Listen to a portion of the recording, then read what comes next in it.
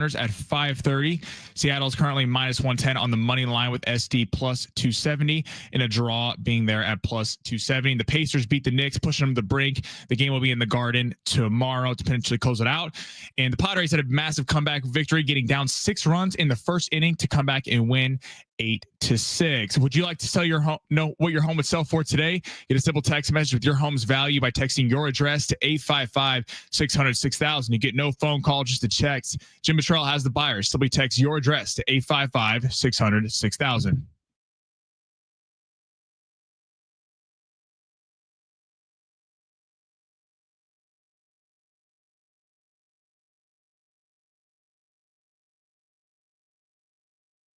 Yeah, welcome in. Let's get it going on a Wednesday, San Diego Sports 760. Pleasure to have you here. Ben Fletcher, Sammy Long with you till 2 o'clock today. John and Jim will take over then. And as we get into this thing, things look a little bit different, especially if you're watching on the stream at San Diego Sports 760 on YouTube, at Fletch and Sammy on X. That is because Sammy Long is sitting next to me today. We're sitting next to each other for the first time ever, Fletch. This is weird. I don't know if I like it. And we got Big Marsh running the board today. Hi, Big Marsh. Welcome in, pal. Top of the top, fellas. Look at him go.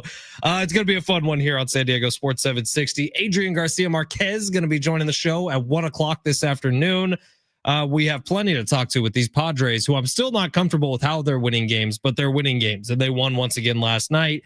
And last night, some craziness out of the NBA postseason where the Knicks dropped down 3-1 to the Pacers behind a huge night from Tyrese Halliburton, who joins history with a triple-double last night of how many points did he end up with? I know it was 10 and 15. 32. Triple-double. Almost triple-double in the first half. Tyrese Halliburton did something special last night. When you talk about face of the NBA things, that is what you're talking about. And touching message from the TNT crew on Inside the NBA, one of the longest running, best television programs that we have in this country.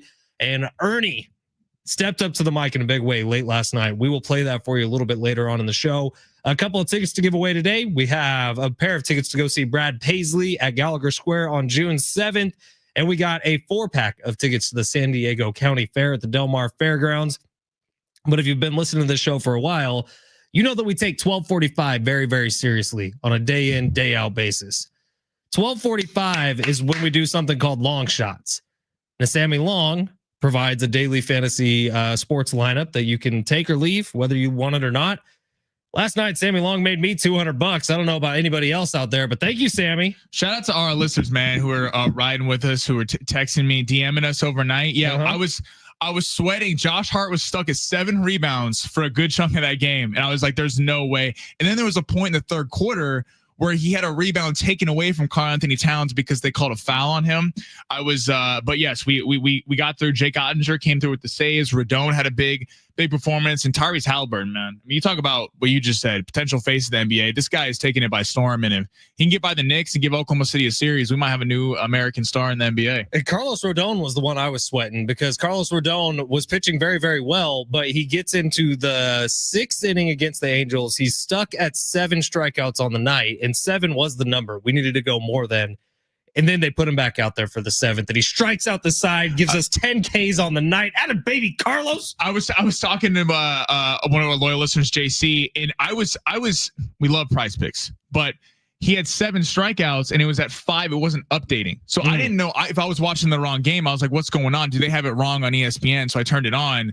And then Prize Picks came through after, but we were about to be on the help desk. I was about to have Ben Fletcher be calling his connections to make sure everyone got paid. Oh, the people over at Prize Picks are great. By the way, promo code Fletch, get yourself a $50 bonus when you play your first $5 entry. All right, Big Marsh, it's your first test of the day because every day at 12:05, we do something called the Big Three, where Sammy Long takes us through the top stories of the world of sports. Big Marsh on the mic. Hit that button, baby. Your lunch break is here. Ready to go back to the office and knock the socks off your friends? Coworkers? It's time for the top stories of the day.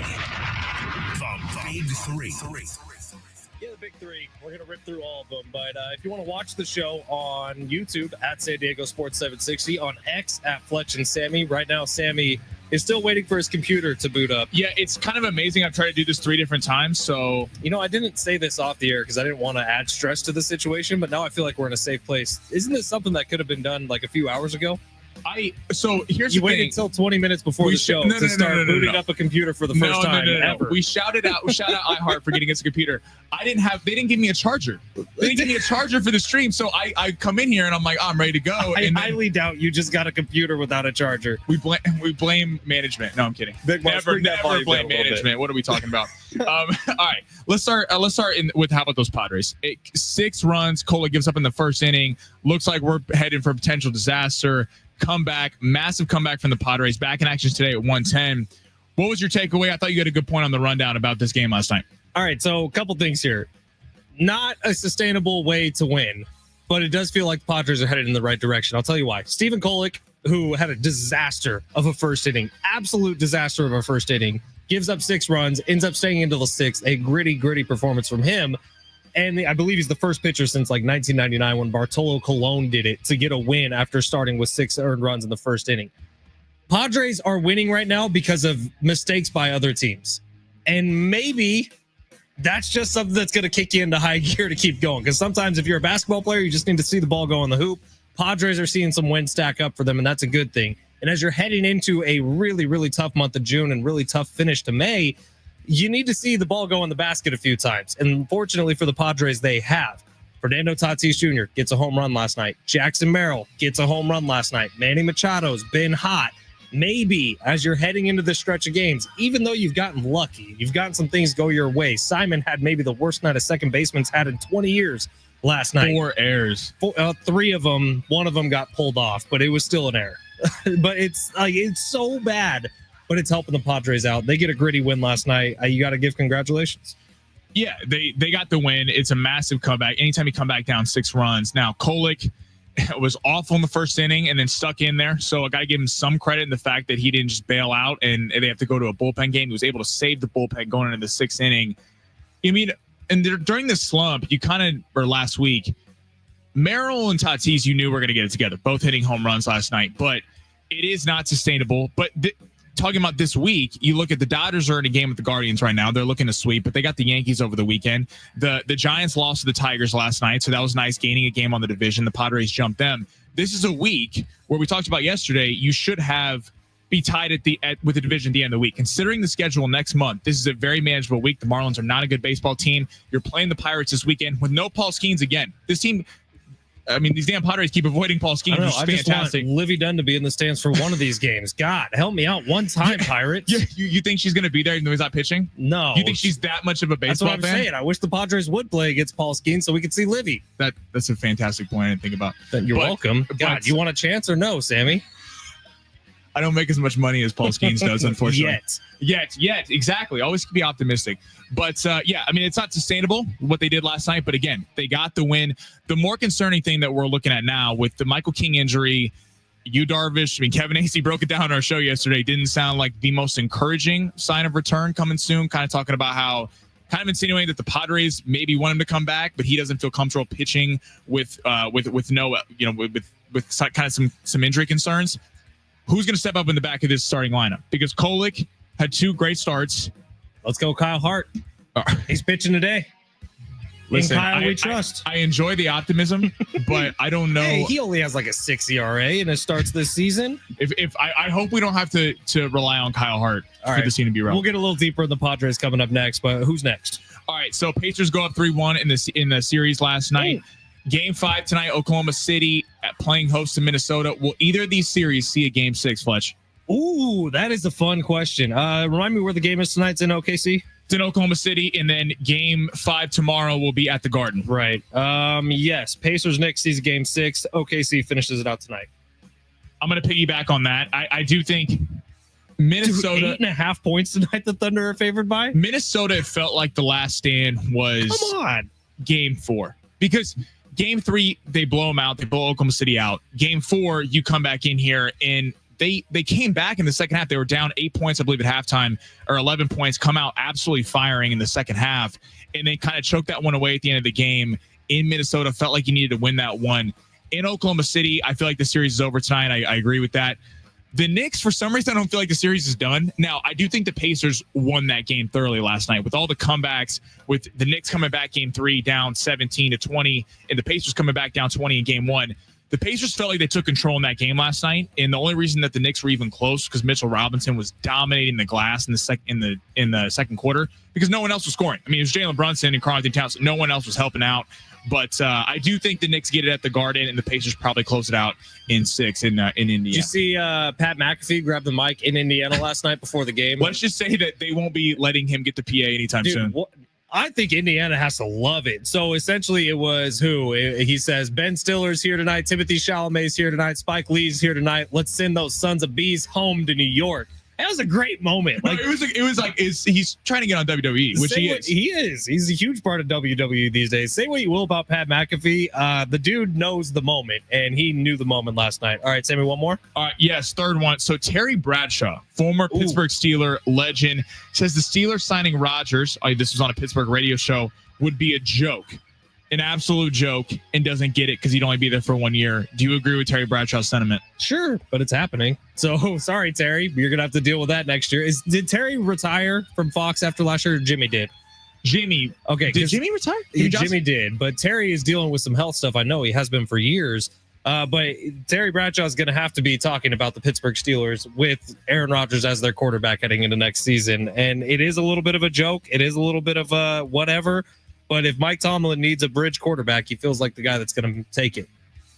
Yeah, I mean, the sooner we stop complaining about Aaron Rodgers, the better we'll all feel. I honestly think that's the case. I've been on record. I think Aaron Rodgers is a joke. He's not interested in playing football anymore. I mean, he's not. We took it down. When Sammy put something on record, it's for real. When it's on record, it's the long record. You know what it is. But Aaron Rodgers, he's not really that interested in playing. You can tell. Otherwise, he would have signed by now. Dude, I don't know if that's true with Aaron Rodgers. I think Colin, though, made a great point earlier. Josh Allen, who's in his prime, just signed a massive contract, won the MVP, is at OTAs today. And I know that Aaron Rodgers doesn't have a team, but if he said, you know what, Pittsburgh, I want to be here, I want to be a part of this team, he would have been signed by now because they clearly didn't invest. Wait, are you giving him smack for not being at OTAs? Because he could have been a Pittsburgh Steeler by now. Right, but he's not a Steeler now. But what's the holdup? Is it the fact that he went on Pat McAfee's show and is talking about how I don't know if I'm going through a tough time mentally. Do I want to be? Do I even want to play anymore? This is his BS that he always does. Now, it's the best option for the Steelers because I don't know that Will Howard, a 6th-round pick out of Ohio State, is going to be the answer for a team that does have some Super Bowl aspirations, or Mason Rudolph. We've seen what that does. But the Steelers have backed themselves into a hole right now with Aaron Rodgers and Kirk Cousins being your only two options. This is just what he does, man. I think I'm actually kind of excited to watch him play for the Steelers this year. I see if he has any of that juice left. You go back and look at the numbers from last year. He wasn't that bad. Hold on. Second half of the season. The last time Aaron Rodgers started to come to life a little bit. The last time Aaron Rodgers, take away the season 2 years ago where he missed the whole year because he got injured. Mm-hmm. The last time he was playing MVP or even close to MVP 4 years ago, because the last year with the Packers, people remember they were horrible. They had the last 4 games where Christian Watson turned it on. That was the young wide receivers that Aaron Rodgers had to talk so much smack about. It's never Rodgers' fault, right? It could never be the fact that Aaron Rodgers chokes in the playoffs constantly. Big Marsh, you see this? He's getting heated over here. I don't know what's going on. I like it. Sammy's getting hot today. We came out firing. I mean, my computer's still not working. It's insane to me. But so that breeds resentment, and that comes at the fact of Aaron Rodgers. All right, our buddy Tyler on YouTube is saying, "Let's go." And Sammy, we trust. I think Tyler might have been riding along with the squad ride W. That Tyler was definitely. Tyler's always riding along, giving us picks as well. By the way, say hi to Sammy, everybody. Feeling lonely, man, without the mic here or without the camera. Yeah.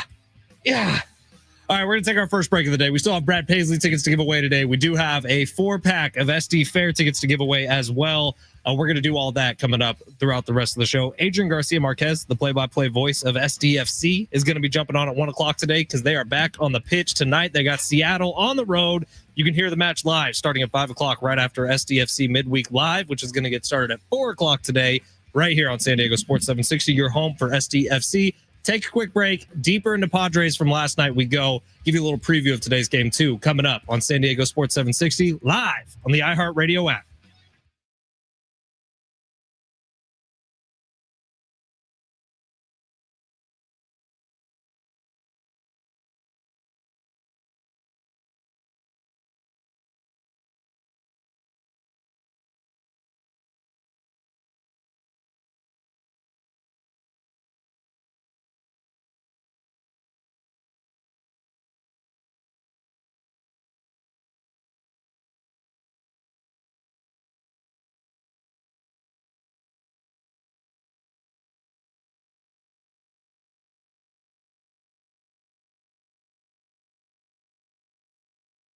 Yeah, thank you, Big Rich. I'll take it from here. San Diego Sports 760. You're going to want to download the Prize Picks app. When you do, use promo code Fletch, FLETCH. You're going to get a $50 bonus when you play your first $5 entry.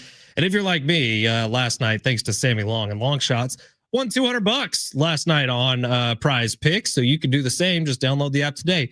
I got a big boy lineup going today off of my winnings from last night. I'll tell you who's involved, and you can get in on the rest of it. But Anthony Edwards discounted to just a half-point score tonight in the postseason game. Yup. Paul Skeens, less than 6 strikeouts. Manny Machado, a little red demon action, more than 2.5 RBI. And Aaliyah Boston out of the WNBA, less than 17 points for her game tonight.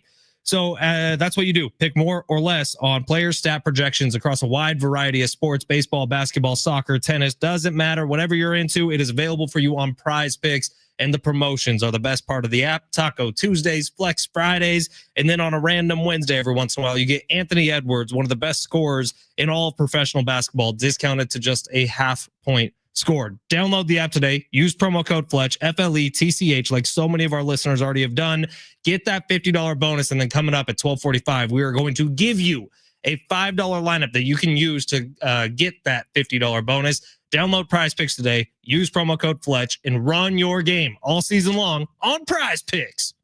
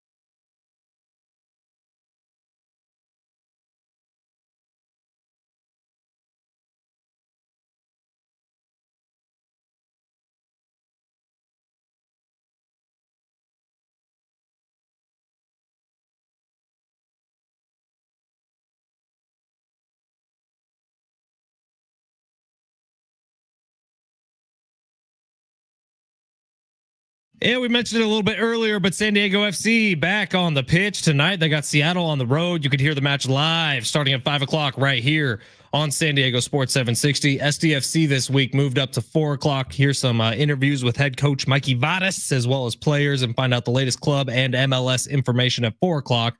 The John Show, because no Jim, he's in Hawaii, is going to be cut a little short today as we get ready for SDFC against Seattle. Sammy, you and I were at the game. They played against Seattle last at Snapdragon Stadium. That was total ass kickery by the San Diego FC. Yeah, it was 3-0. Hit the over in the first half. Yeah, first half over, and then this team's playing a lot of momentum right now. I can't wait to talk to Adrian Garcia Marquez at 1:00 because, you look at Saturday. They get down 1-0 in the beginning of the game. They respond immediately. They missed an early opportunity about 10-15 minutes in, and then Chucky did the game winner the 95th minutes. Team's got something special to it. It's not just some expansion team that's going to get kicked to the side. They're a legit contender here. In the death minute, I learned that over the weekend. Hey, Padres do win yesterday. They win off the bats of Fernando Tatis Jr. and Jackson Merrill, and off the glove of the second baseman for the Miami Marlins, Simon, who had 3 errors last night, could have been 4 errors last night. And just real quick on Simon, because he, I think, was the biggest contributing factor to a Padres win yesterday. Baseball's one of those sports, man. It is a individual sport played in a team setting is the best way I ever heard it described to me, because it is 9 guys individually battling one at a time at the plate. And then in the field, you are by yourself. If a ball is hit to you, you are the one responsible for making the play. And last night, Simon made none of the plays. There was the ground ball that booted off of his foot. There was the pitch over the shortstop's head on a double play turn. There was a play where he committed 2 errors on one play where the first one wasn't really an error, bounced off his glove on a diving play, would have been tough. But then he compounds the error by throwing it way wide of home plate, allowing another run for the Padres to score on a play that was essentially over. So while we're happy with the Padres win from last night, anytime you see a grown man crying on a baseball field, it's kind of a tough moment. And sometimes the ball finds you, and the ball always seems to find you when you're having yourself a tough night. So I personally do feel kind of bad for Simon last night, because he knows that on a season which hasn't been great for the Marlins so far, he was the reason that you lost that game, because you don't go up 6-0 in the first inning and lose a lot of those. In fact, it hasn't happened since 1999, where a starting pitcher got the win after giving up 6 first inning runs. So you can feel bad for Simon, but at the same time, understand what this did for the Padres. Now, bring this up. You're not winning playoff games like this. You're not winning games against the Dodgers, the Giants, or the Diamondbacks like this. But you won last night. All those teams I just mentioned are on the calendar in the very, very near future. Can you use the momentum that you've gained, even though it's been through some luck? It's been through some errors. It's been through some 2-out errors for the Padres on the opposite side, where they're able to sort of get back into games or get leads back. Can you take this momentum and turn it into a really positive stretch of games in which you're playing 13 games in 13 days coming up against some of the top teams in the National League? Talking about real quick about Simon, it was kind of cool seeing Fernando, what he said after the game, and not that you need to feel sorry for big leaguers because they're making a lot of money, but there's a lot that's been made about Fernando Tatis and kind of some of it justified. I really feel like, when he's really on, you feel it. When he's not on, it kind of brings a little bit of the team down. You kind of see some of the body language, but that was cool what he said post game, kind of about, kind of propping him up a little bit about being a major leaguer, because that is a pretty tough night. I'm sure they're covering it too extensively down there in Miami. You could hear it on the broadcast. I watched a game recap of this one just to try to count the errors afterwards, because watching it live, you don't really get the grasp. Everything's happening over a long period of time. But watching the recap, they had the Miami Marlins announcers spliced in with the Padres announcers, and it was going back and forth. And hearing the way they talked about the 4th error was so different from hearing the way they talked about the first error. And the dude said it at one point. He's like, you got to get this guy out of the game. This is not going to get better. He's going to lose all confidence. And the ball's going to keep finding you. When it starts, it snowballs. It's contagious. Yeah, and then going forward, you're going to need what happened last night. The bats finally came alive. It was great to see Jackson get going. For that bat flip, too, that was a cold bat flip. Fernando kind of getting it started after being down 6-0. But that's what's going to have to happen while everyone's hurt. I mean, with Michael King hurt for the foreseeable future, you have Darvish who's hurt. 15 days. So with Michael King, but this is 15 days of crucial play, because they're about to start playing the Giants and the Brewers here in a week, and then the Dodgers. So it's not really a time that you want to go looking where you're using a lot of the bullpen. You're going to need Hart. Kolik's got to play better than he did last night to really kind of, in Vasquez, to really kind of step up. One of these guys have to start pitching like an ace, at least in the meantime, because we know Pivetta and Cease are going to hold it down. But you'd hate to get into these series against the Giants and the Dodgers and the Diamondbacks and the Dodgers again, then the Royals right after, where your bullpen's completely taxed, and you're going to have to rely on the bats for a little while. But when you're playing elite teams, you hate to see the bullpen just get absolutely ripped apart late in these games. All right, one more note on last night's game, then we'll kind of talk about today's game a little bit later on. Stephen Kolik, the amount of impressed I was last night, I don't even think that starts, because to have as bad a first inning as you did, and then go back out there understanding what that was. That was not Mike Schilt saying, hey, I think you can turn it around. That was Mike Schilt saying, hey, we cannot burn bullpen arms today, knowing what we got coming up. For Stephen Cole to go back out there and get the job done for innings 2 through 6, one of the more gritty starts, one of the more impressive starts I've seen from a Padres pitcher this year, because everything was gone. He had no control. He was walking dudes. He was leaving the ball in the middle of the zone. And then for him to come back in innings 2 through 6, understanding that this was his game, even if that score got up to 11 in the second inning, I bet you he was coming out for the third. He had to get to that 80, 90 pitch mark because the Padres cannot bullpen arms right now. Was impressive as hell for Stephen Cole. All right, text line 619 says, team, I won $200 on prize picks last night. That's what happens when you ride with long shots. Squad ride W's. Don't get too big of a head, because the 619 jumps in and says, shout out Sammy, who is 6 for 150 on long shots. Whoa. He's a little better than that. 619. This is a positive day. No need to be hostile. Okay, first off, we're doing 3-leg parlays, sometimes 4. So to hold me to 150 is a little crazy. You know what I mean? That is crazy. All right, and here's the thing, because Sammy, I will say 100% certainty, you are positive all times in terms of money in long shots. You have won more than you have lost. At least me. We won last week. We hit 3 2-of-3s last week, which is crazy to me. I believe we hit on Friday. We hit a 4-legger yesterday, which is nice. It means more when you hit a 4-legger than a 3-legger for sure. And then you know what happens in gambling. What did they say in The Hangover, Fletch? Never leave the table when you're on a heater. That's exactly what's happening. So I mean, it'd be silly not to ride with us today, because we're heating up. Yeah, Sammy did win 5 in a row at one point. So text line, I'm going to defend him a little bit. Now, it is tough when every day you come on here, or I come on here and say, oh, what did we do last night, Sammy? Lost. Yeah, that part sucks. But again, we don't worry about the past. We worry about the future. We worry about the present right now. We're going to give away Brad Paisley tickets coming up on the other side. Right now, we're going to take a break. And then NBA. Tyrese Halliburton going God mode last night. Let's talk about it coming up next on San Diego Sports 760 live on the iHeartRadio app.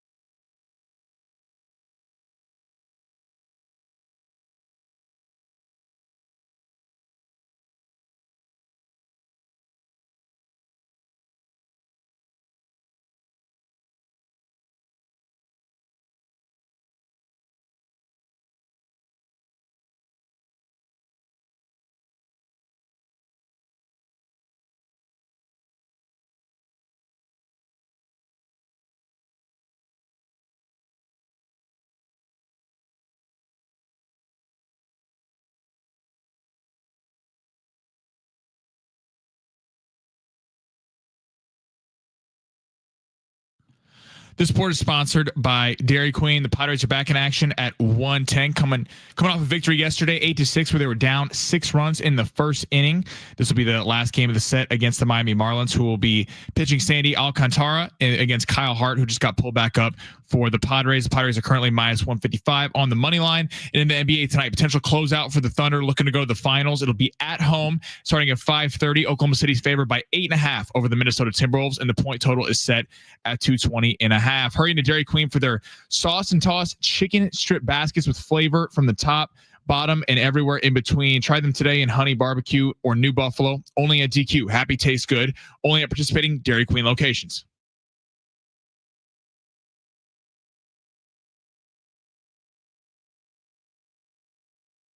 San Diego Sports 760. It's the Fletch Zone. Thank you for being here. If you miss anything from the show, it's always up on the podcast. Go to the Fletch Zone on the free iHeartRadio app. You can find it there. Today, it's National Hamburger Day. I've already celebrated. Had a jumbo jack this morning from Jack in the Box because the Padres hit a couple home runs last night. But there's tons of deals all around town. Arby's doing a BOGO free sandwich offer for rewards members only.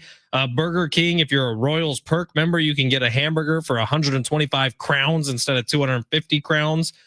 Dairy Queen, you get BOGO signature stack burgers. But all this to say, text line 70470. Start your message with team. Marshall, Sammy, I would like to know the room's feelings as well. Best fast food burger. In-N-Out is ranked as the best fast food burger. Habit right behind that. No. Whataburger's all the way down at like 13 or something. I think Whataburger kind of sucks. Jack in the Box down around 10 or 11, but best fast food burger in America. Let's take In-N-Out out of that. Ooh, of the rest of them. Marshall, get in here. So we're taking In-N-Out out. Because In-N-Out is the best. No one's even close. Really? Marshall disagrees with that. What's your burger? I just don't think the wait is worth it for In-N-Out. No disrespect to In-N-Out. Now, that is something, again, not trashing In-N-Out because it's my favorite, but the wait is a problem. I mean, you can go at 2 a.m. and there'll be a line. There'll be 45 minutes if you're in the line. I like that. You can wait for greatness. All right. I don't want to get this misconstrued. All right. I love In-N-Out burger. If I was a Chicago Bulls fan growing up in the 90s, I'm 6 years old, waiting to go to my first game. I'm going to wait in line to go see Michael Jordan. You can wait for the greatest of all time. Are you comparing Michael Jordan to In-N-Out? That is maybe the In-N-Out to Michael Jordan? Best comparison I've ever made in my entire sports radio career. I think there's a lot of things that are very similar about those two things. The habit needs to be farther down that list. I honestly don't have much experience with that. It's fine. It's a solid burger, but it's certainly not the second. McDonald's is good for for what? Not a big McDonald's burger guy. You're telling me you don't like the 2 cheeseburger meal? Take a McChicken all day long. Quarter pounder doesn't really do it for me. You don't go to McDonald's for a McChicken. Never actually had a Big Mac in my life. I don't feel like I need to. The 2 slim cheeseburgers. Burger King doesn't get enough respect. It's a pretty good burger. I haven't had a Whopper in years. I should. Yeah, I love a Carl's Jr. double Western bacon cheeseburger. There's not a whole lot wrong with that. Okay, double bacon. Oh yeah, let's just go into cardiac arrest now. Double bacon Western cheeseburger is top notch. You don't like Whataburger? I don't. I hate Whataburger. That's a little foul. The most underrated burger in the fast food world, and I don't even think it's close. Let's hear this. Wendy's. That's very true. Wendy's is rock solid every time you have it. I got an underrated one, the Smash Burger from Jack in the Crack. Oh, I've never had that. I only ever get Jack in the Box when the Jumbo Jack is free, like it was today. Smash Burger. By the way, thank you, Fernando Tatis Jr. and Jackson Merrill. Jumbo Jacks for free. Jumbo Jacks for free. Jumbo Jacks for free, but the Smash Burger from Jack in the Box. Did you see what the Dodgers did up north? They did a partnership, Panda Express, where there was some deal where every time the Dodgers got a home win, they got I don't know the exact things of it. They got a free meal in Los Angeles. So they had to rescind it because the Dodgers won 10 games in a row, 10 home games in a row. And so literally Panda Express was going bankrupt. They're like, we're not making any money at any of these locations because everyone was taking them. Sounds about right. 949 Carl's Jr. is the best basic burger. Carl's Jr. is rock solid by me. I just don't like their fries. I can't stand them actually. That's where McDonald's goes up for me. Their fries are legit. What about Hodad's?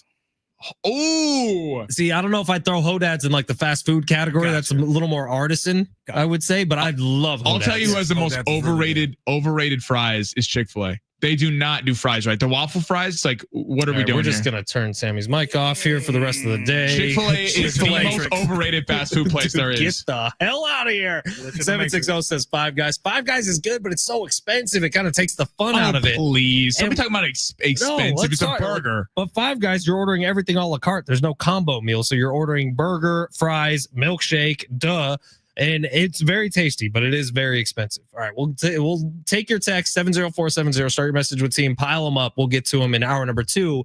But right now, Tyrese Halliburton might have separated himself a little bit last night. We've been having this discussion all postseason long about the performances from Anthony Edwards, about the performances from Nikola Jokic, about the performances from Luka Doncic, Tyrese Halliburton, Jalen Brunson. Tyrese Halliburton has had the best postseason, and it's not just because of last night. He's had multiple buzzer beaters so far this postseason. He has been Mr. Clutch when it comes to the Pacers needing a win in the last few minutes of the game. The Indiana Pacers themselves have been on some wild comebacks so far this NBA postseason, and Tyrese Halliburton last night might have just played the best game that we've seen out of an individual this entire postseason, maybe going back some years. He joins Oscar Robertson and Nikola Jokic as the only player in the modern era of NBA to have a 30, 15, 12 triple-double in a postseason game. He was on a different planet last night. Do you know what's even a more impressive stat? He has played 4 games in this series. He has 6 turnovers total. That's incredible. He's playing 40 minutes a night. I mean, it's not to be like exaggerate, but Tyrese Halliburton, I mean, this is a guy we keep going back to. The Olympic team didn't play. Jason Tatum didn't come out and say he had a problem with it, but there was a lot of reporting. Dude, he had a problem with it. Steve Kerr benched me. You know Tyrese Halliburton wanted to play, but he just kind of took it and realized that, hey, the next time the Olympics comes up, I'm going to be one of the stars of the team because LeBron and Steph and KD aren't going to be there on the top area in that team. Tyrese Halliburton, we completely forgot about this team. It kind of feels like last year they made the Eastern Conference Finals, but because they beat the Knicks when the Knicks were really hurt, we didn't give them a lot of respect. I feel like Oklahoma City deserves to be the favorite, assuming that they, get past Minnesota in this game tonight or in one of the next 3 games.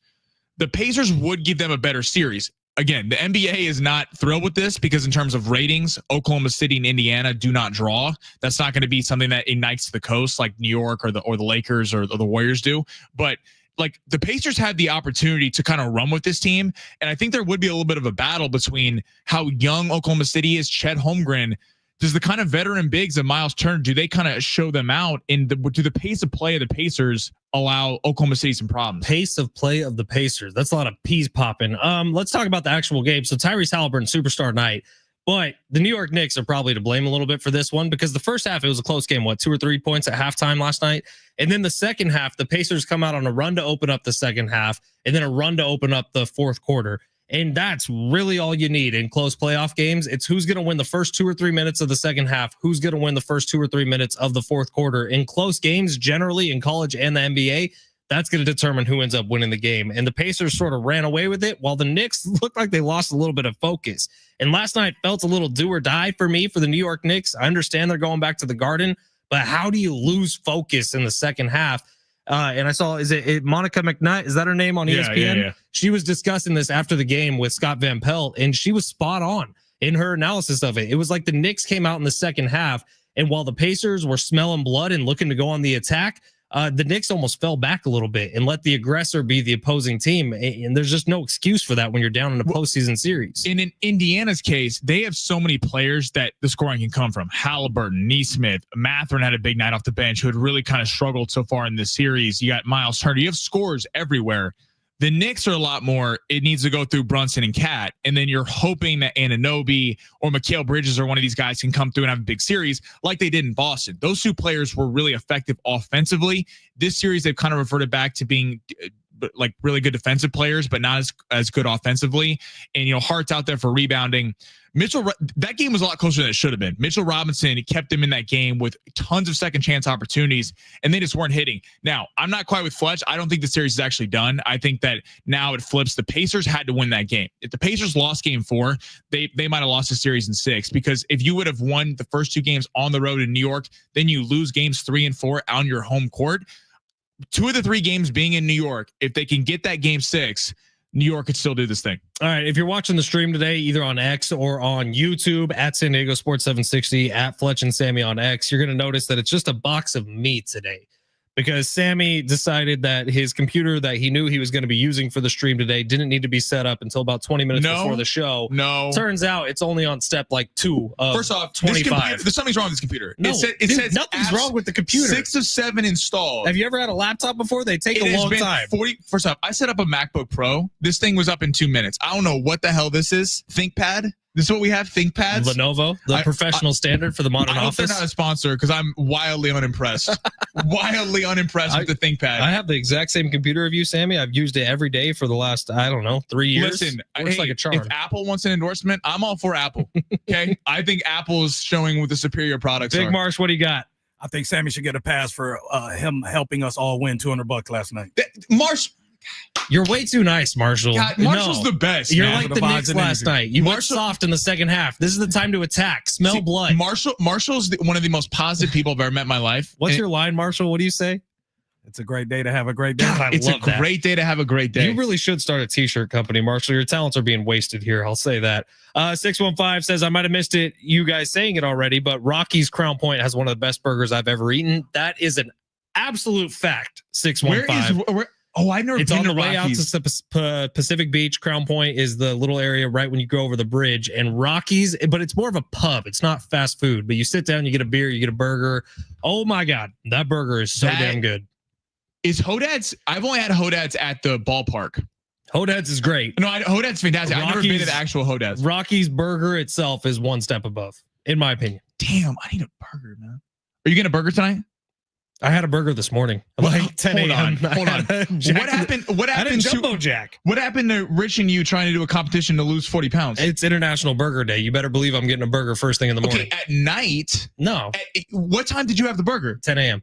You'd rather do that in the morning because it gives yourself the rest of the day to burn off calories. Bathroom at about 2:00 today. Dude, you need it so that you burn off the calories the rest of the day. So no, I don't need a burger tonight because I already had one today.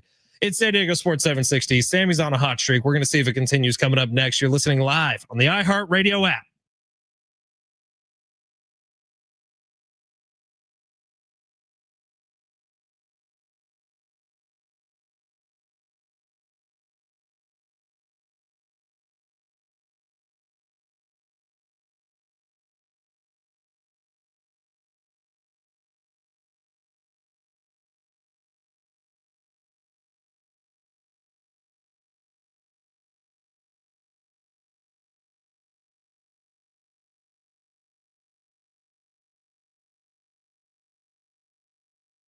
Hey, it's Fletch for Gary Cooper at Mountain Trust Mortgage and Realty. Give Gary a call today, 858-376-1299. Gary, if you have somebody come in through your office doors who are trying to buy a house and sell a house around the same time, moving out of one into another, how do you make it easy for them?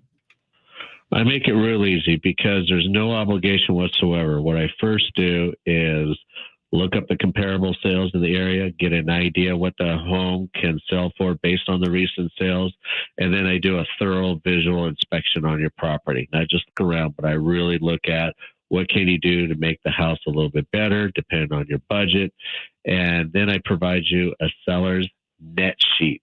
So based on a sales price, here's all your costs, title, escrow, and then you know what you're going to be able to walk away with for down payment on the purchase of your house.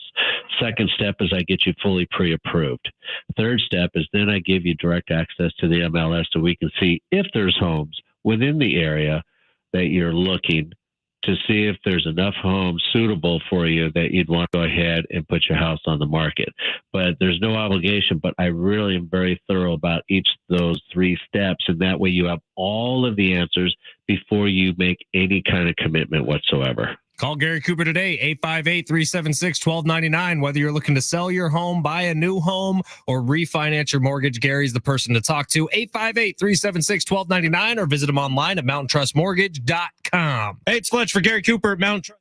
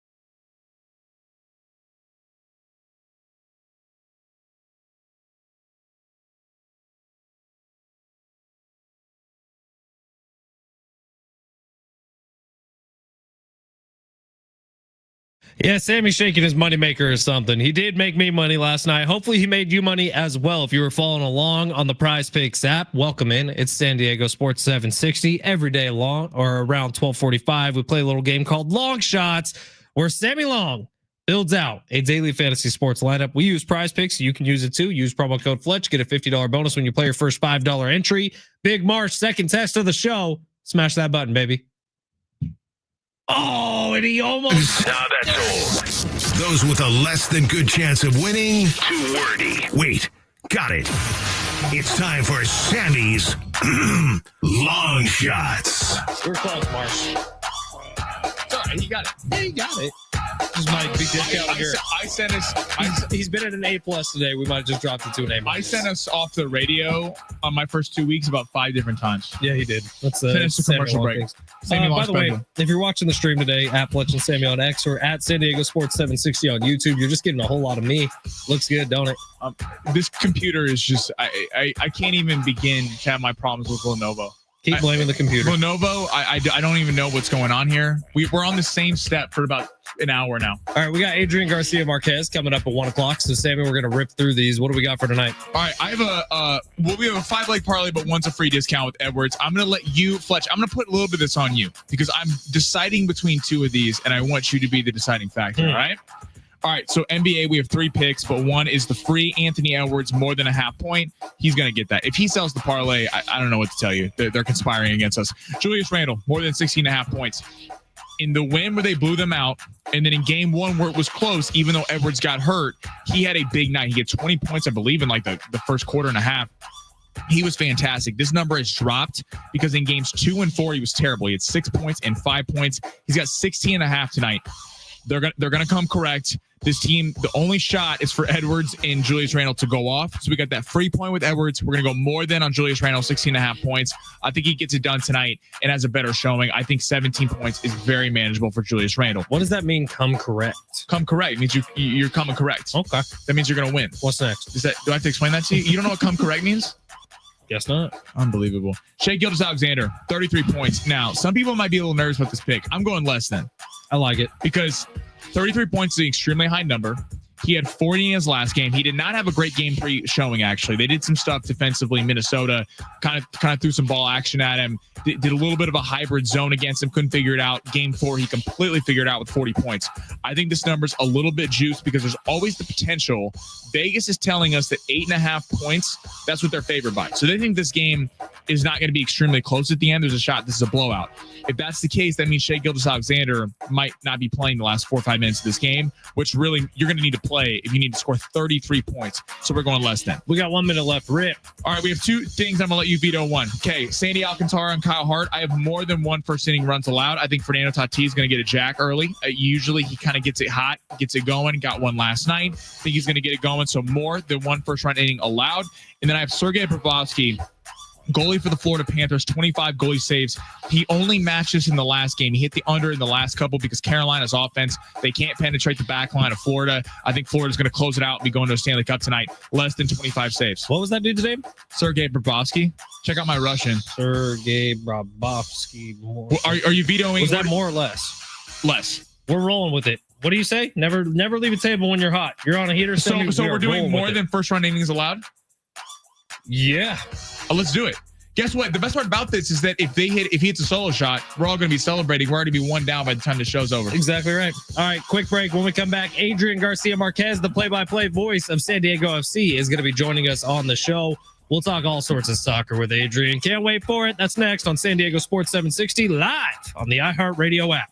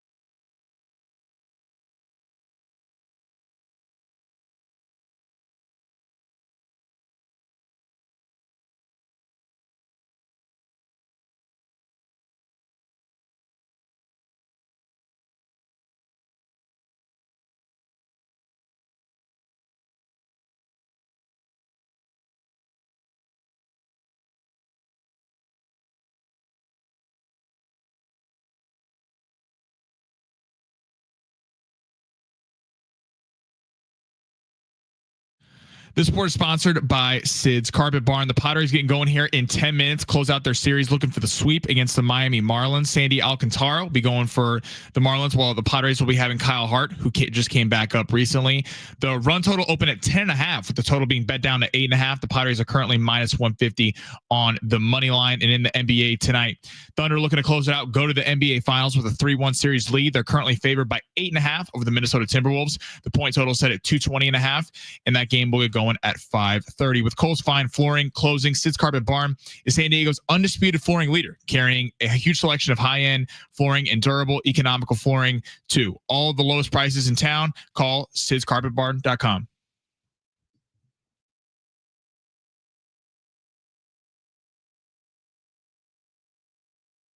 And let's get it going. It's hour number 2 here on San Diego Sports 760. Ben Fletcher, Sammy Long with you till 2 o'clock today. And starting off the hour in a big way, Adrian Garcia Marquez, the play-by-play voice of SDFC, joining us today. Adrian, what's going on, man? It's been a little bit. How are you?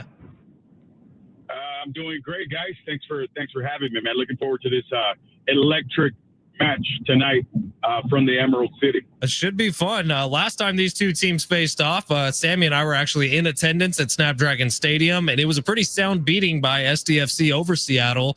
Any big challenges that have changed in the world of the MLS or the world of Seattle as they get ready for this match? Well, like those great Seattle bands that gave us some of the best music all time, they found their rhythm. They found their flow, right? So I think if you look at what they've done since getting dropped 3-0 against San Diego FC there at the Murph Dragon, things have changed quite a bit. Pedro de la Vega is playing well.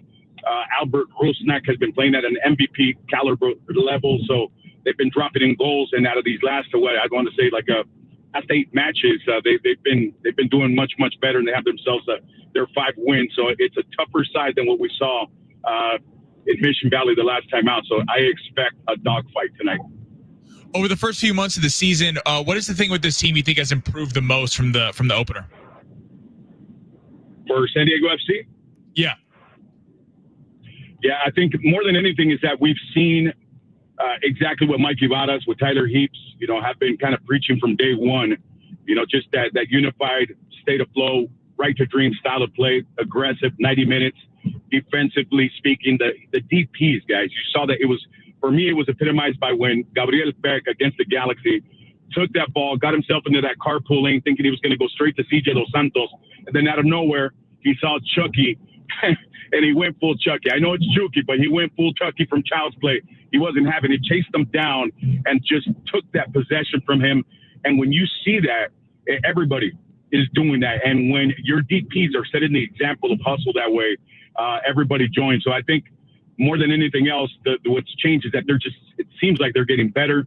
They've adapted when they've had that rough patch of 3 games, and now they're going to 5 straight unbeaten and continuing with that. And I think in SDFC's case, the thing that has improved is just the chemistry, which makes them dangerous. They've received like 5 goals coming off the bench, adding in Milan Ilovsky, the Escondido kid, Hayden Valley Van Persie. He's been doing great. Oscar Berhoven, Luca Bombino. That's what we mess around on air. We call him Luca Bombini because he's Chiellini, Maldini. He's got that attitude. That kid is not 18 years old, man. He's been playing like a veteran. So what's changed is that the team's just gotten a little better. Adrian Garcia Marquez, the play-by-play voice of SDFC, joining us today here on San Diego Sports 760. Adrian, when you look at the beginning of the season, it was a little bit of a quiet start for Chucky Lozano. Then he gets injured, and really the first couple of weeks, the headlines were Anders Dreyer. And then against Seattle, Chucky Lozano breaks through, gets his first goal. Snapdragon Stadium erupts. It goes insane for about 15, 20 minutes after he scores. And he's been on a rapid pace ever since then. Chucky Lozano, the leader, Chucky Lozano, the footballer for San Diego FC. What have you seen from him this year, and has he lived up to expectations, which were high to begin with for him? Oh, absolutely. I think he's assimilated all that pressure really, really well. And then not to mention the pressure that comes with being there on the border and what the Mexican audience expects in particular, because that's a guy that we all wanted to see back on El Tri. And for him to get that call up and be added to the list, that just speaks volumes to who he is and what he's been doing with San Diego FC. That Vasco Aguirre he wanted to include him. He just needed to see a little bit more of that defensive effort, which he's given them. And he's been brilliant. And between him and Anders Dreyer, guys, we're literally at the halfway point of the season, and they've already comboed up with 20 goal contributions as a duo, a dynamic duo. So Chucky Lozano definitely has lived up to the expectations, and he's just getting started. I feel he's going to start. He's finding that rhythm, and that's when Chucky becomes unstoppable. So SDFC sitting second in the Western Conference, only behind Vancouver with a +10 goal differential. What do you think are realistic expectations for this team? I think right now, Mikey Varas has said it best. I don't think that we should, at least the team, is not looking beyond what they have on match day right in front of them. And if you keep that mentality, you will get, and you keep playing great football the way they've been playing. Now it's the summer, the dog days of summer are coming through as well. You're going to start finding out, there's going to be ups and downs still. I think that this team has been built for the long haul, for the season, and I expect this club to continue to play this way and with this attitude. And they're going to sneak into the playoffs and not be a danger to all the teams in the Western Conference during playoff time. But I do have playoff expectations. Now, the question is, are they a championship caliber team? We're going to find out. But so far, so good in the way they've adapted and reacted to everything thrown at them as an expansion side so far. It's been beautiful. Adrian Garcia Marquez, one of the most accomplished play-by-play voices really in the world with your career so far. And it's just getting started. And you are the play-by-play voice of SDFC. And Adrian, when you and I first chatted, it was before the season, I believe right before the first match. And we talked about how excited you were to be on the call for your hometown team and how you went around to the entire world doing play-by-play work, doing radio work. And everyone would ask you, who is your football club? And you would say, I don't have one yet because San Diego doesn't have one yet. Well, you said it. We're entering into the dog days of summer here with SDFC. How great has this been for you, being able to follow the team as closely as you've been able to and being on the call for each and every one of these games? Oh, man, it's been a dream come true. It's been an absolute honor and privilege to serve the city of San Diego as the play-by-play for this club. We've all waited 30-plus years. The support that I feel from the club, from Seb Morua, from Tom Penn, from Mikey Vada, Tyler Heaps, and working with Darren Smith and Warren Barn and everybody, right, that's part of this familia. It's just been absolutely what I was hoping for, and we're still building. So things are going really, really well, and I think it's just been a lot of fun. And I think you guys can hear it, man. I plug into the game. Darren plugs into the game in this case, who I've worked with the most during the season. And we just have a nice flow because it's what we're getting from the team, right? And it makes it fun. It makes it a lot easier, if you will, and easier. You guys understand when it comes to broadcasting, all the preparation that goes in. So none of that is easy. You don't just crack the mic on and go.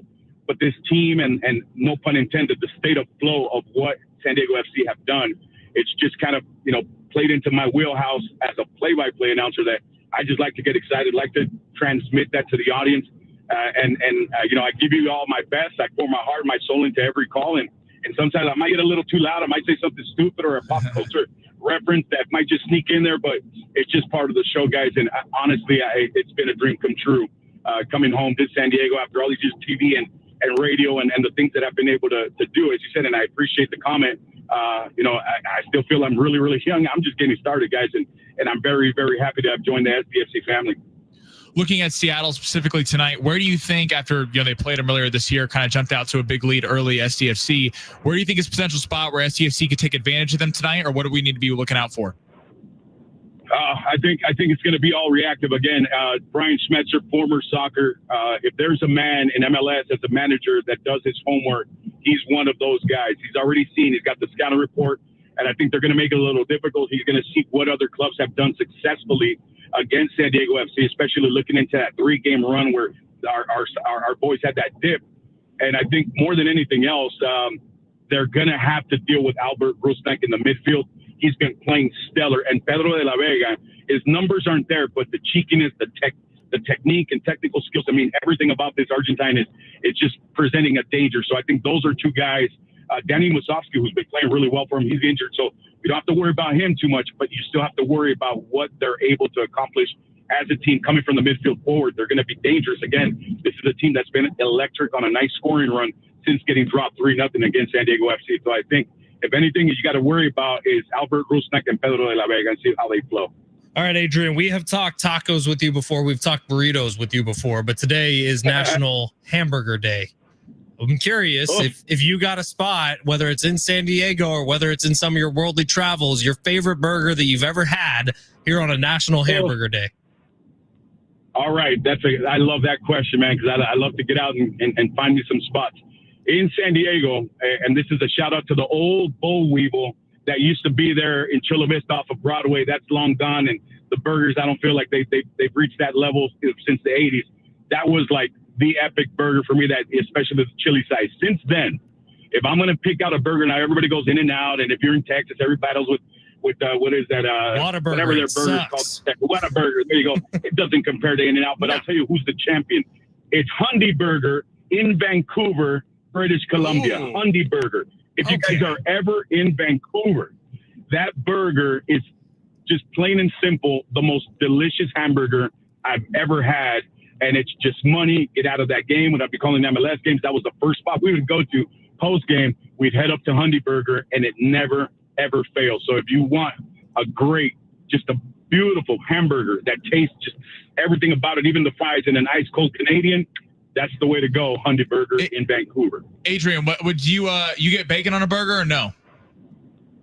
It depends on the plate, but in this case, no. I like to kind of just try the cheeseburger. I go double cheeseburger. Then if burger's absolutely elite, I'll throw in the bacon just to see how it alters it. But I think I'm gonna go cheap wise. If I'm gonna pick a bacon or a burger with bacon, it's always gonna be the champion, the Western Bacon Cheeseburger. That's my winner. But when it comes to the Hundy and those higher end burgers, I tend to leave the bacon out of it, because I just want to taste that double cheese, that 2 patties, and whatever secret sauce they throw in those things. And that's the Hundy Burger, guys. Adrian, I don't know if you've thought about doing this, but maybe you should switch career paths and start advertising for hamburgers, because you do a pretty damn good job of making me very, very hungry, my friend. I just looked up Hundy Burger in Vancouver. I actually spent quite a bit of time in Calgary, which I don't know if they've made their way out there, but my brother used to live there, and they had a couple good burger joints too. Canada often slept on for their food choices. But Adrian Garcia Marquez, you're going to hear his voice once again coming up around 5 o'clock tonight when SDFC gets ready to take on the Seattle Sounders for the second time this year. Adrian, always appreciate your time, man. Have a hell of a call today with SDFC, and we'll talk to you soon, I'm sure.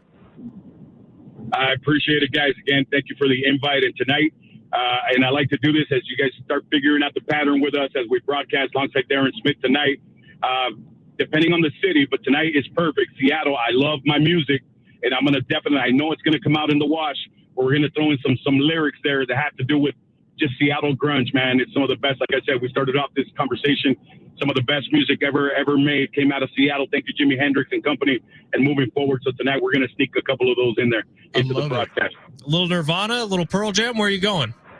Un poquito de todo. You know, like I call the building the Soundgarden as an homage to Soundgarden when I'm talking about what is it? Lumen Field. See, I've been calling it El Ruidoso, the Soundgarden. I forgot it's called Lumen Field, man. But and it comes under that. It's just I know on one occasion it did happen last year. I think it was Colorado playing Seattle, and Seattle dropped in the last minute goal there, and it came out, and the wind cries goal. So we're gonna throw something in there. It's just gonna happen. But I have a feeling. I love Alice in Chains, and I love Soundgarden. I definitely love Nirvana. So yes, expect some of that to sneak into the broadcast tonight. All right, Adrian. Well, you have a great day, man. Have a good luck on the call tonight, and hopefully you're bringing home an SDFC win. We will talk to you very, very soon, my friend. Thank you for your time. Thank you, guys. Take care. All right, there he goes. Adrian Garcia Marquez, one of the most accomplished play-by-play voices literally in human history. And, dude, the way he talks about burgers just makes me want a burger. Did you see what he did there? He's like me. He said Nirvana, Soundgarden, Alice in Chains. There was one band that was left out. Pearl Jam. I don't know why you are such an Eddie Vedder hater. We've gone over and over about how it's the most overrated band there is, but Soundgarden lead singer Chris Cornell? Yeah. That dude has the best voice. I love Soundgarden. What are you talking about? I know. I'm not saying you don't. I'm just saying Chris Cornell's voice, he passed away, right? Yes. That's very, very sad. But way to bum everyone out. SCFC taking on Seattle a little bit later on today. You'll hear the game right here on San Diego Sports 760. That voice of Adrian Garcia Marquez you will hear coming up a little bit later, right after SDFC Midweek Live, which gets going at 4 o'clock today. SDFC 5 o'clock today, taking on Seattle. Up in Seattle. Should be a hell of a night for the boys. Coming up next, we kind of skipped over the big three of hour number 2. We're going to get to it coming up next on San Diego Sports 760 live on the iHeartRadio app.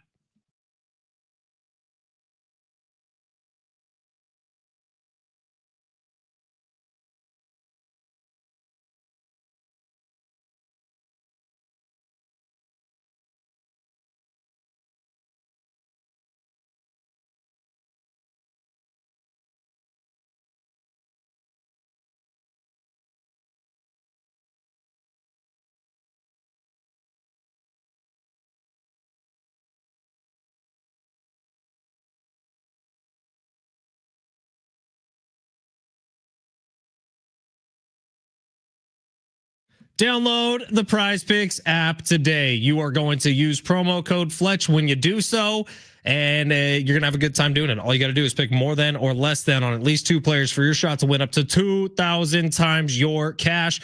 Prize Picks is my favorite daily fantasy sports app. I've played them all. It's the best place for you to turn your sports knowledge into cash. Millions of members. Prize Picks has made daily fantasy sports accessible to everyone. All you got to do is pick more than or less than on at least 2 players for a shot to win some serious cash. You can run your game all season long on Prize Picks. Today, this is what we got going on. Sammy Long was a winner last night, $200 for everyone who participated. Today, he's going Julius Randle more than 16.5 points, Shai Gilgeous-Alexander less than 33 points, and then Alcantara and Hart, which is going on right now, more than a half run in the first inning. And Sergei Brablovsky in hockey, less than 25 goalie saves on the night. That is what you do on Prize Picks. You just pick more than or less than. You can join the millions of members and the billions of dollars awarded in winning so far. Prize Picks now offering Venmo, Apple Pay, MasterCard, and more for quick and easy deposits into your account this sports season. As a matter of fact, I just did this last night. We had a $200 winner, so I took 100 of that and put it into my bank account. Within 15 minutes, it was there. Prize Picks is the best place to get action on sports here in California. Download the app today. Use promo code Fletch, FLETCH. Get that $50 bonus when you play your first $5 entry, and you too can run your game all night long on Prize Picks.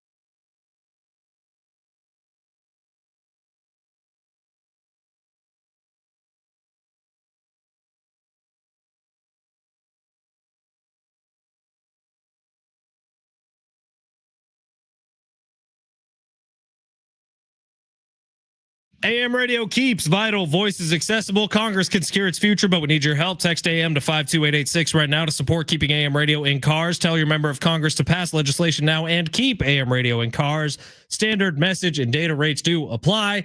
Man, oh man, do I really enjoy talking to Adrian Garcia Marquez. That dude, he's got a voice on him.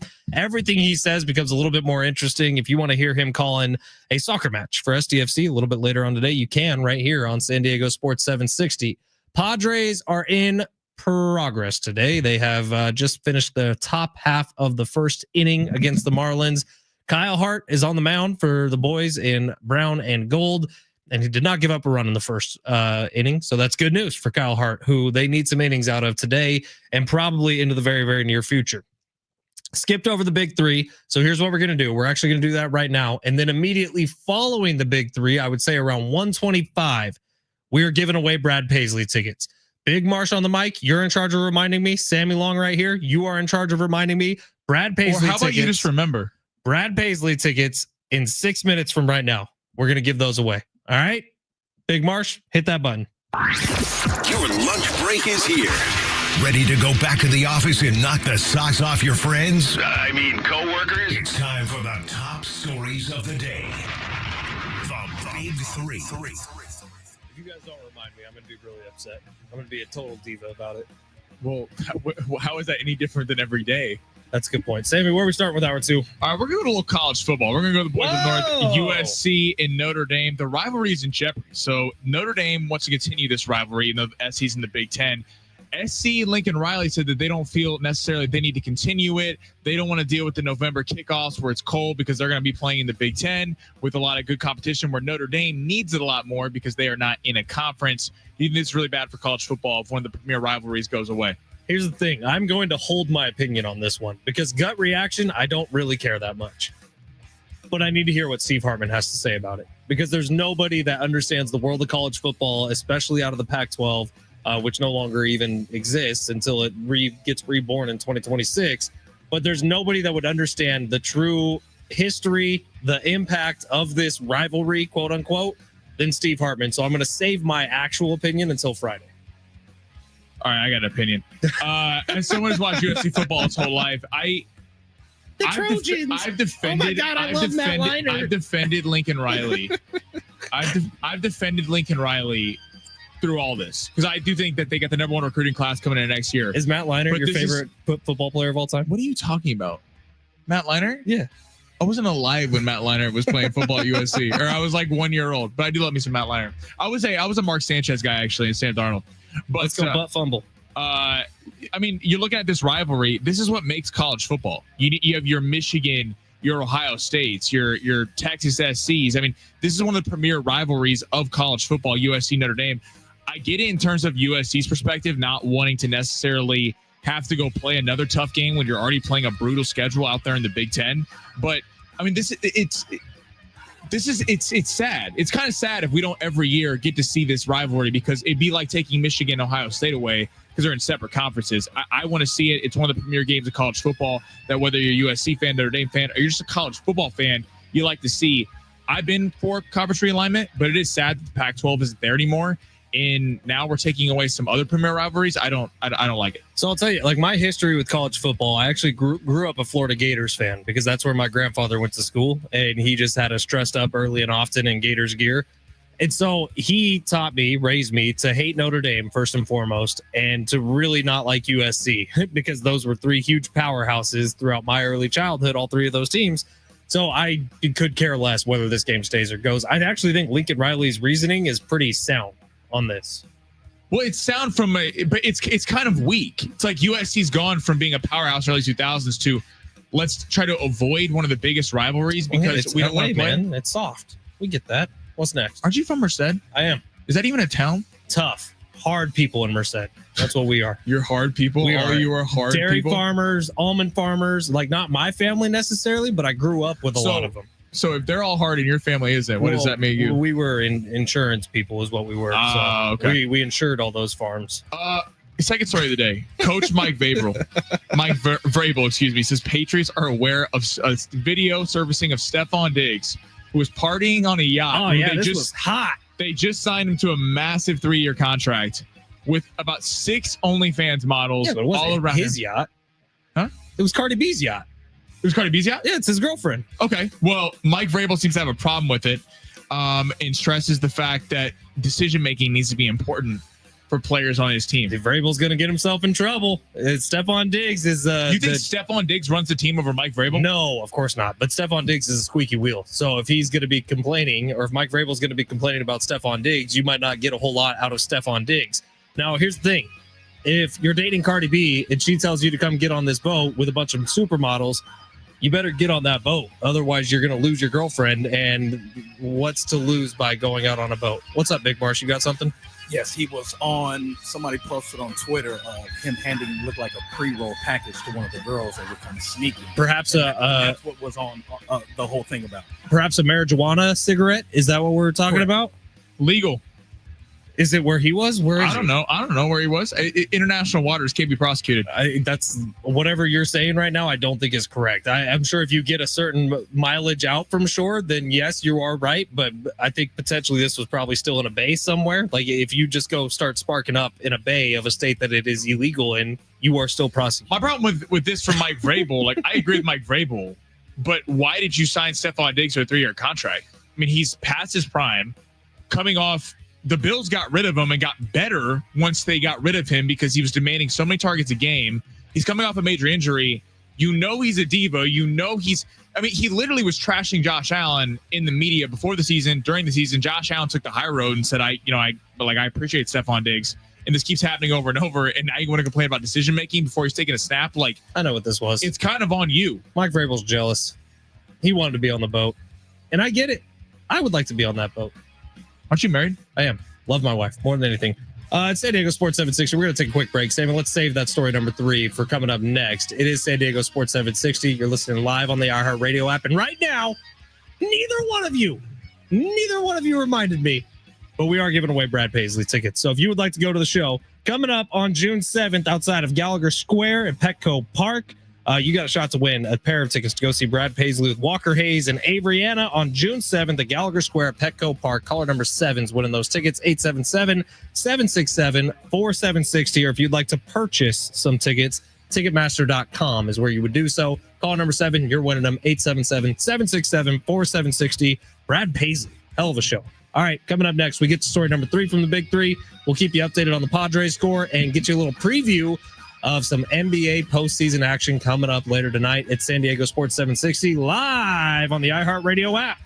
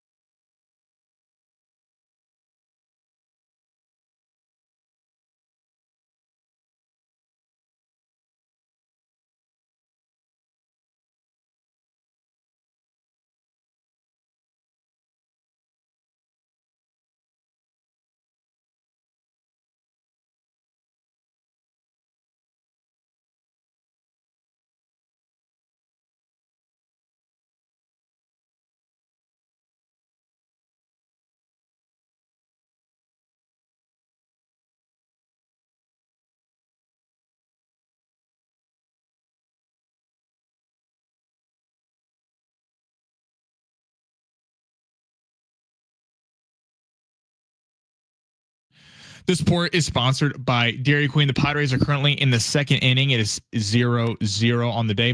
Jackson Merrill just hit a triple. And in the NBA tonight, Thunder looking to close it out, go to the NBA Finals against the Minnesota Timberwolves. Oklahoma City's favored by 8.5 with the point total set at 220.5. That game will be going at 5:30. Hurry and DQ for their sauce and tossed chicken strip baskets with flavor from the top, bottom, and everywhere in between. Try them today in honey barbecue or their new buffalo only at DQ. Happy tastes good only at participating Dairy Queen locations.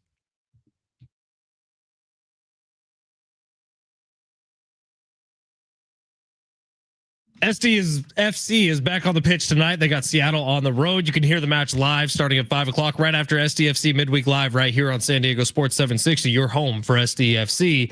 And then coming up this weekend on the 31st, they got their summer kickoff party down at Snapdragon Stadium. Fire up the tailgate grills. Bring the backyard barbecue to Snapdragon Stadium this Saturday. First 25,000 fans are going to get a beach towel giveaway courtesy of California Bank and Trust. Secure your seats at sandiegofc.com/tickets, or you can wait just about 6 minutes and we're going to give away a pair of tickets for that match coming up this Saturday. If you want 25, or if you're part of the first 25,000, you're getting that free beach towel. Sammy likes a good beach towel. Love a good beach towel. I've always said that about him. It's on my profile. On Tinder? Yeah. You're also, love a good beach towel. You're like actually 6'4", so this joke doesn't really make sense, but are you like 6'6" on Tinder? Well, no, because then you're like, I'm really 6'3". So if you say you're 6'6", you're only gonna be disappointed. We can round up to 6'4". Right, but people who are like 5'10" like to say they're 6 foot. But you could be deceived with that. If someone who's 5'10" goes, "Hey, I'm 6'5", and you show up, you're like, "What?" I mean, what? That's probably not going to go too well. That's a good point. And yeah, you're already tall, so it doesn't really matter. Padres did get a run across, but they got that run across in the second inning. So long shots is already toast. We're not even off the air yet, and long shots is already lost. I knew it. First off, it's kind of on you because I told you to veto one, either Bobrovsky or that, and I was kind of hinting that you maybe should veto that one, and you didn't do it. Right, so, but your logic was right on. You said Fernando Tatis Jr. is going to hit a home run in the first inning. He got one to the track, so weight room, Fernando. Little disappointed in the boys. Not gonna lie. Get back on them roids or something. Yeah, seriously. I mean, I won't judge you. Hey. If you're not cheating, you're not trying. Major League Baseball might judge you, but I won't judge you, and that's important. All right, it is San Diego. It is San Diego Sports 760. Excuse me, Sammy. We got to the big two of hour number 2. We did not get to the third story of hour number 2. What do you got for us? Did Tyrese Halliburton become a superstar last night? I think he became a superstar in this postseason. Last night just adds to what it is that he's been doing. If they are able to catch a NBA Finals championship trophy this year, Tyrese Halliburton has done about as much as anyone can do to become the next face of the NBA. And man, he's good. He was fun to watch last night. Talking about affecting every single portion of that game last night. Defensively, he was fantastic, not turning the ball over, assists out the wazoo, rebounding like a madman, and scoring, just 32 points. An easy night for Tyrese Halliburton. Like, you could put a lot on the Knicks from last night. I don't think that they were too focused in the second half. I think that they kind of let the game slip away. But credit to Tyrese Halliburton for going out there and taking it. He has become a superstar, and we'll see how much he can change that over the next couple of weeks. What's up, Marsh? What do you guys think about his dad being able to go to the games, not sit floors, courtside, but in the suite? Yeah, I love that. So he had the beef with Giannis, right? After he got that series. Giannis's face in last series. I love it. It's like, yes, did he mess up? Yeah, no. Should you run up on Giannis on the court? Absolutely not. Now, I don't know what the hell he's thinking because Giannis would have beat the living hell out of him. I would have been fine if Giannis did take a swing, honestly. Well, yeah, I think so too. It's like the idiot. Remember that guy, Mike Tyson's on the plane, and then that guy was messing with him from behind. Like, don't poke the bear. Mike should have knocked that dude out, and everyone would have been completely fine with it. Yeah, no, I'm glad he's back at games. I mean, it's his dad. He's the best player on the team. He learned his lesson. I'm glad they kind of got that fixed. Tyrese Halliburton, in terms of being a superstar, I wonder if getting to the finals gets that for him. Like, if he wins a finals, yes, I think Tyrese Halliburton becomes a household name, becomes that kind of guy, because Oklahoma City is going to be a massive favorite in the series, assuming that they get there. But like, taking out the Knicks, massive ratings there, kind of playing the heel. Trae Young forever was the heel going to New York. Now it seems like it's going to be Tyrese Halliburton.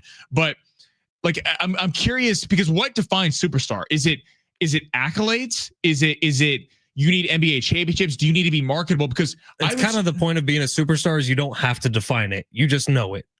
Right. Like Anthony Edwards hasn't even been to a finals or won a championship. But when I think of Anthony Edwards, I think superstar. He's there. And I think Tyrese Halliburton now is there.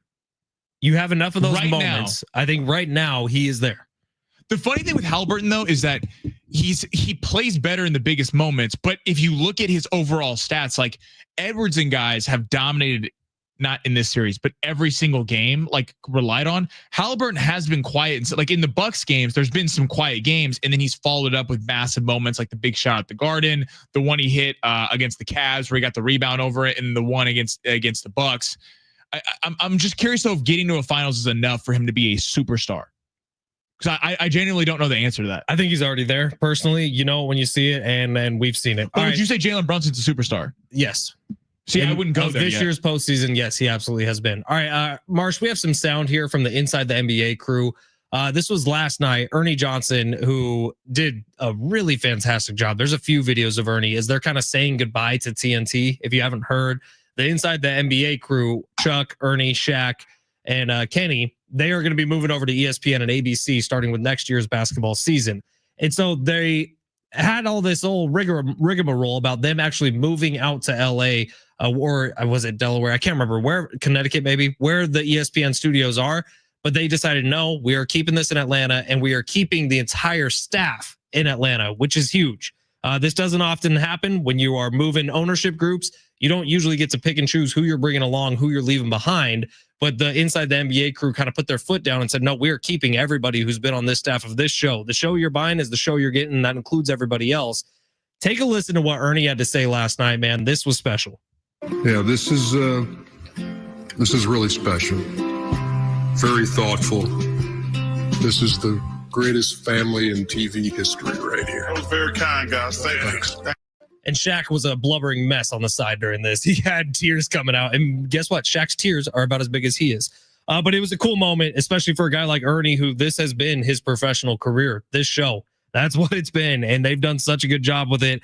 You talk about the things, and the NBA ratings over the last 25 years have been on a pretty steady decline. You know what hasn't been on a decline? The Inside the NBA show, which has made the NBA palatable for some people who have otherwise turned it off. Those guys do such an excellent job. I'm glad they're keeping it together, and what a stand-up thing to say, okay, yeah, we might be moving networks, but we're not moving teams. This is the team you're paying for. This is the team you're getting. Every single person on that staff keeping their job.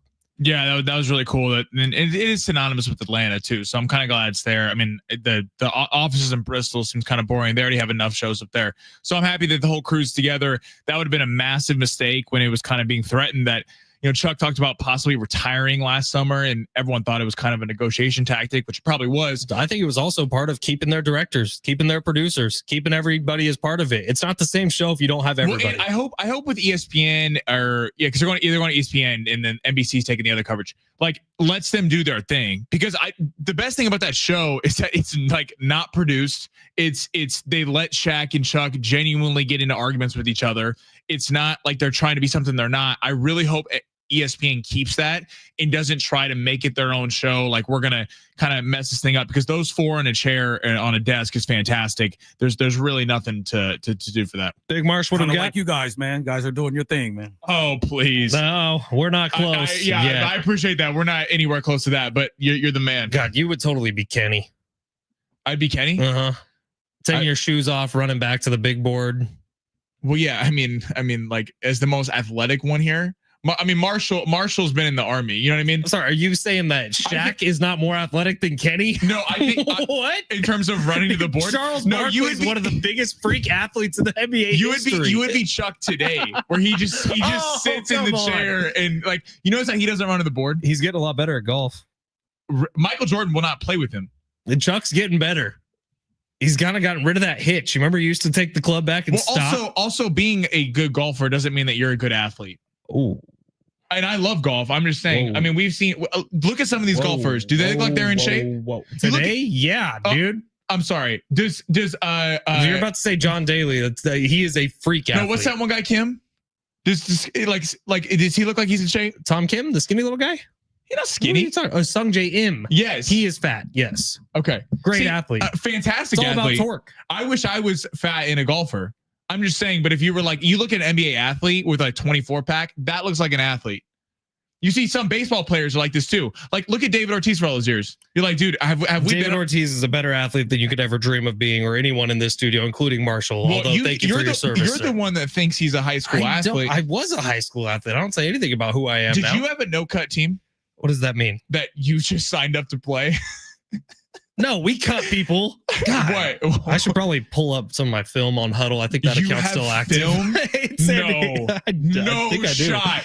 Marshall, bro, we're getting that tomorrow. It's San Diego I got Sports YouTube 760. film of my one and only Al Bundy moment touchdown on a fumble recovery, 99 yards. That's all we need. All right, It was more right like now, 30, but you want a pair of tickets to go see SDFC this Saturday. It is a big night out at Snapdragon Stadium. The first 25,000 fans are all getting a beach towel. Thank you to the fine folks over at California Bank and Trust.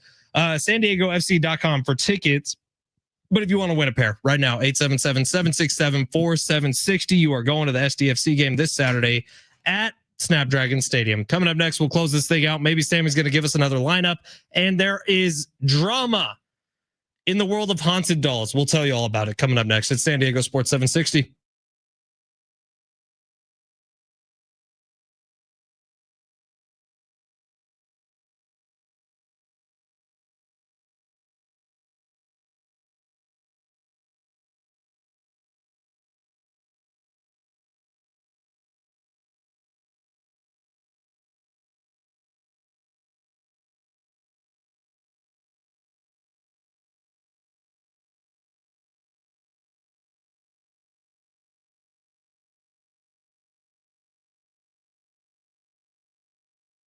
Download Prize Picks today. Use promo code Fletch when you do. You're going to get a $50 bonus when you play your first $5 entry. If you think you know ball, there's only one series left in the postseason, and the championship is about to be on the line. That means your time is running out for you to put your final takes to the test on Prize Picks, the best place to cash in on your favorite sports. This year's basketball playoffs heading toward crowning a first-time champion for the first time in more than 50 years. Don't miss your last chance to cash in on history with Prize Picks. Pick more or less on player stats like points, rebounds, assists, and more for your shot to win up to 2,000 times your cash today. We got a little lineup going today. It's going to finish up later on with Anthony Edwards, more than a half point, with Aliyah Boston out of women's basketball, less than 17 points, and Jade Melbourne, less than 8.5 points. Download the app today. Use promo code Fletch. Get that $50 bonus after you play your first $5 entry and start winning some cash. Prize Picks now offering Venmo, Apple Pay, MasterCard, and more for quick and easy deposits into your account this sports season. Download Prize Picks today. Use promo code Fletch and run your game all season long on Prize Picks.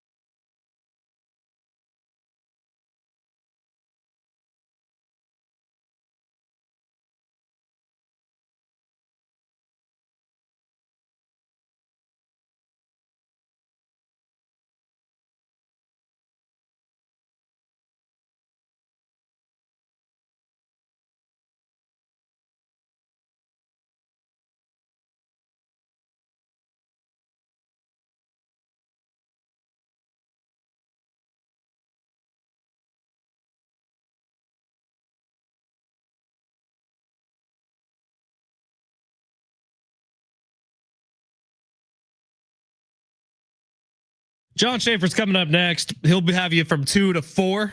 And then it's going to be SDFC Midweek Live, getting you ready for their match tonight against the Seattle Sounders, which is coming up at 5 o'clock right here on San Diego Sports 760. Before we do anything else, we must give away the San Diego County Fair tickets. It's going to be a summer pet-tacular out at the Del Mar Fairgrounds from June 11th through July 6th for a limited time only. I like that. Del Mar Fairgrounds transforms into a pet lover's paradise. Our community's fair, the biggest bash of the summer in San Diego and the best deal in town. You can buy tickets at sdfair.com or caller number 6 right now. 877-767-4760. Give Marshall a call, say hi, and you can win yourself a 4-pack of tickets to the San Diego County Fair, the Summer Pet-tacular. Wonder if that means I can bring my dog. So we got Paisley tickets given away today. We got Terry just won our SDFC tickets. What up, Terry? Now we got yeah, man. We had shout out to promotions team. We're working over here. What's up, Kira? Thank you for listening. Hell yeah. Big Marsh on the mic has been running the board for us today, doing a hell of a job. Yes, sir. Sammy has been in the big boy studio today, although doesn't have a camera because he did not set up his computer. No. This computer is pissing me off. Now we understand why long shots oftentimes doesn't work out, because you blame the people, not yourself. This has been, it says 6 of 7 apps installed for the last 2 hours. It's called accountability, Sammy. 2 hours. I don't even know how is that possible? This is why Apple blows Lenovo away. Is Lenovo even still a company? Yeah, dude. I use my Lenovo laptop every day. I love it. Do they endorse here? I don't know the answer to that, but We're going to assume no. I have a ThinkPad, and I really do love this computer. I like it actually more than the MacBook I had prior. That's such a lie. That is the stop. 100% you know our bosses true. are right out there. You need to stop. There's no way you think that a ThinkPad is better than an Apple. It is 100% true. I can run my Audition on here. I got everything I need in life right on this computer, and I really do love it. I'm an Apple guy. You're going to be a hater? That's fine. I'm 100% a hater because you know what? I like things that work. Maybe you were going to, set up the computer the day before you had to use the computer. Well, you know what I also didn't have? A charging cord. Instead, you went for 20 minutes before you needed to use it.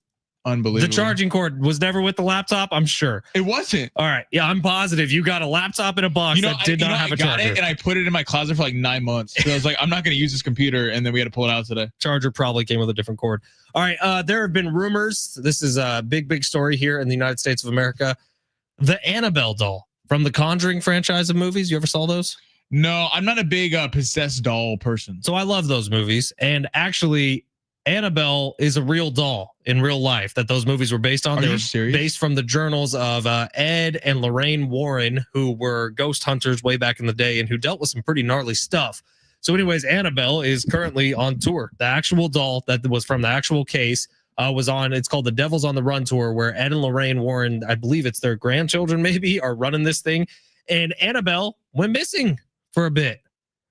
The possessed doll, is horrifying. considered one of the most possessed things in existence, went missing for a little bit. Whose job is that to have to move it from? It's on. What do you mean it's on tour? Like it's like going to different stops? You got to make money where you can make money, man, I guess. But now they have found the Annabelle doll, and people are saying it was never actually missing. It was just a hoax. But dude, check out this doll. Pretty freaky.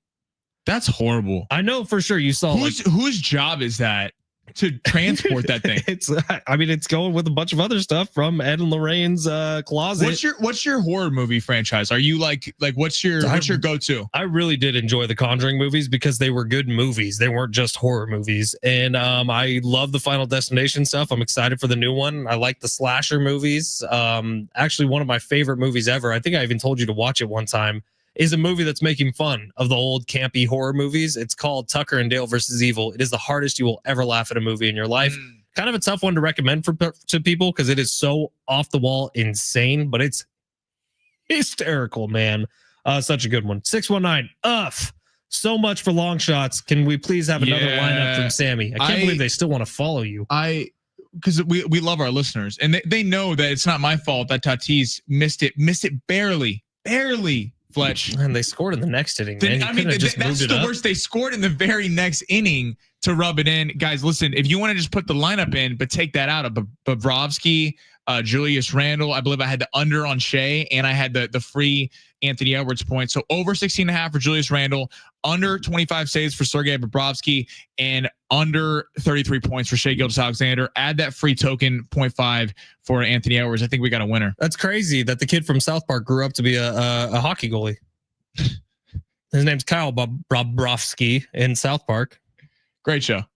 The best show, like literally the best show maybe ever. Burger contributions today. Thank you to everybody. 949 said Nessie Burger in Fallbrook. I've not been there. I've heard about it though. 615 says Rockies in Crown Point. That is the best burger in San Diego. 760 talked about Five Guys. 949 Carl's Jr.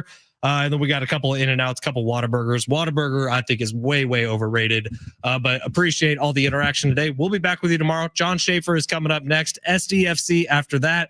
More tickets to give away on this show tomorrow. We will see you then. It's Ben Fletcher, Sammy Long, Big Marsh. Good work today, my friend. John Schaefer coming up next.